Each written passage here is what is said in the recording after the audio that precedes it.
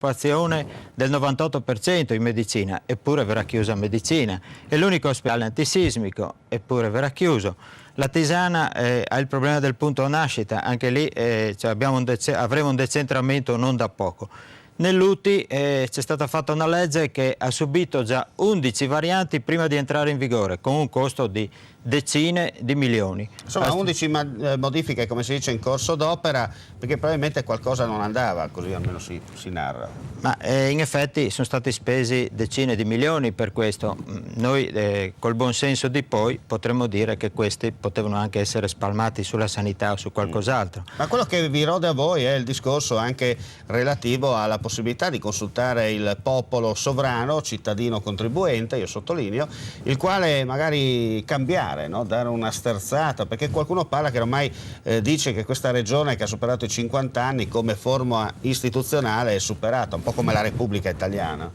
Ma il cittadino purtroppo non è stato considerato, come dicevamo prima il rispetto del popolo è mancato totalmente, cioè qui ci stiamo avviando o avvitando forse verso una dittatura, perché questa non è democrazia.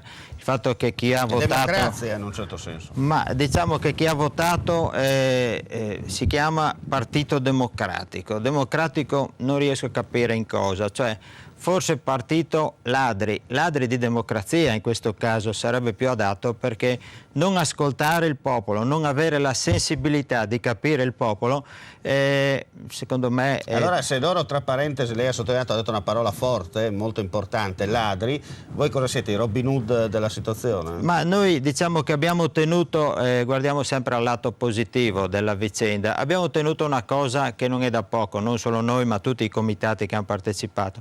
Siamo riusciti a ricompattare il Friuli e c'è la speranza viva e anche concreta.